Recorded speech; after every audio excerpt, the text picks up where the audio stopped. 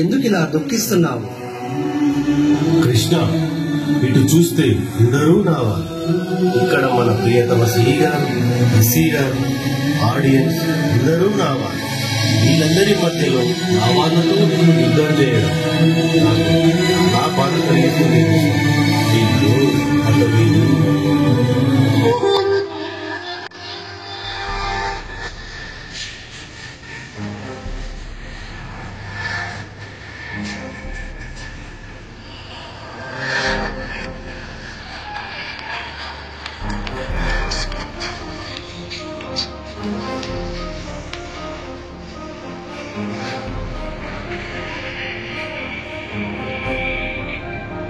మాధవ, అర్థం కాలేదు, కాస్త తెలుగులో చెప్పండి.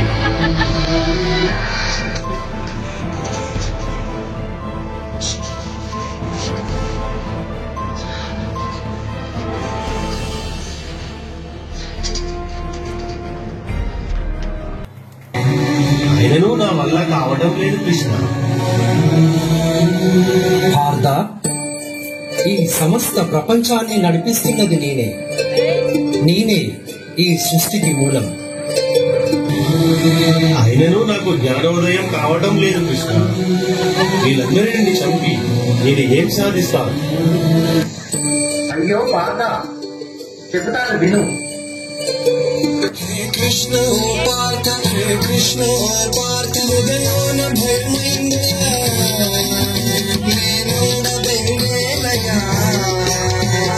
కృష్ణ ఏమి పార్థ, హే కృష్ణ ఏమి పార్థ, ఈ కర్మ నాకేలయా, ధర్మాన్ని కాపాడయా. పగవాళ్ళు మా వాళ్ళ చుట్టాలులే, సమరాన చుట్టరికమే చెల్లదే, నారి సారించరా వద్దులే మాధవా. అగు కృష్ణ అగు కృష్ణ పార్థ.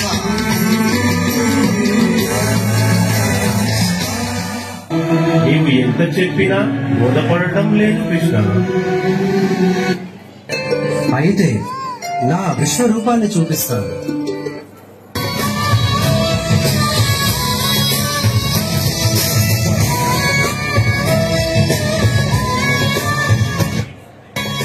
కృష్ణ, ఎక్కడా నువ్వు? ఎక్కడా? ఎక్కడ ఉన్నావు కృష్ణ? పార్థ, ఇటు చూడు. ఆ చిమ్నీ అంత ఎత్తులో ఉంటావని ఊహించా, కానీ ఇక్కడే ఉన్నావేంటి? Partha, you take this glasses.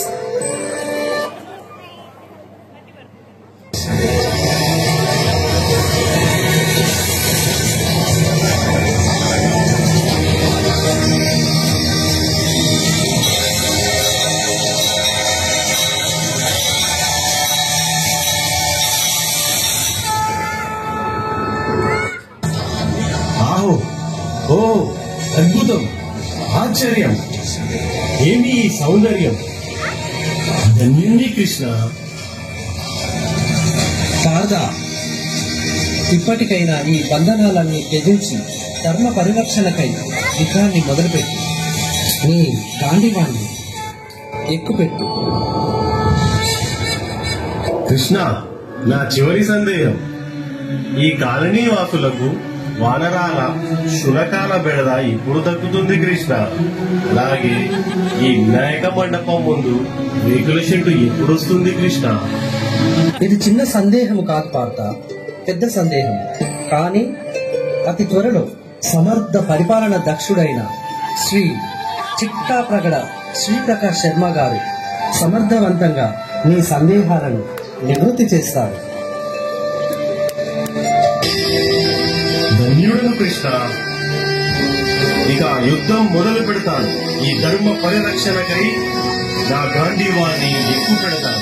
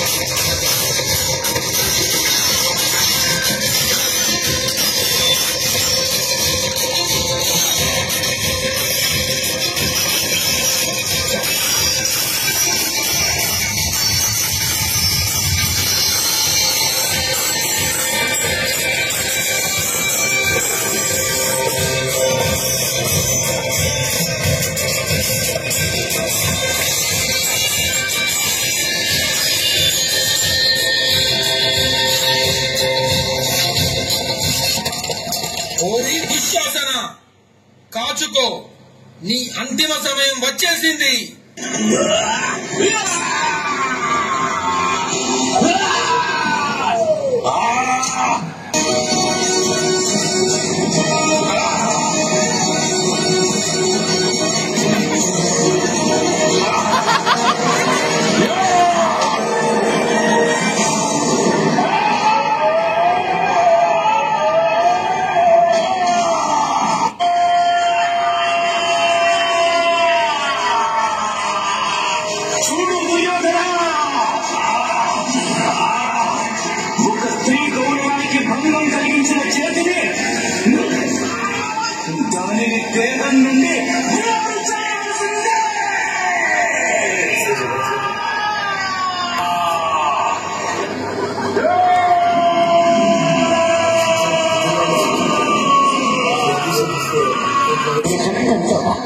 నేను నా కేశాలను తొలగుకుంటాను. అప్పటి వరకు నేను నా కేశాలను ముడివేసి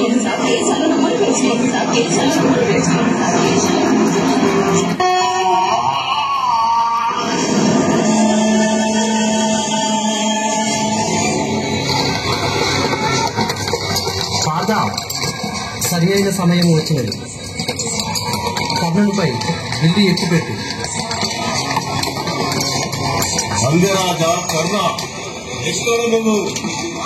నీ బాణాలు పిచ్చికల పైన కాదు. నాతో యుద్ధం చేయి.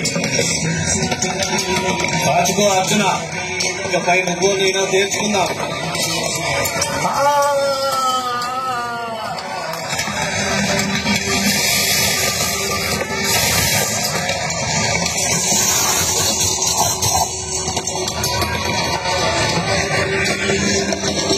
మామా శకుని, ఇక నీ వంతు కాసుకో.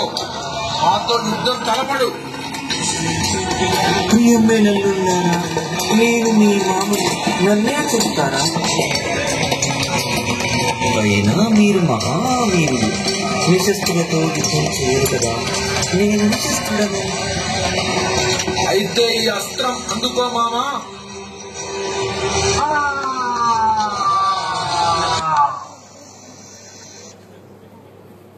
ఒరి దుర్యోధన, ఇక నీ మరణం తథ్యం. రారా. వస్తున్న భీమా.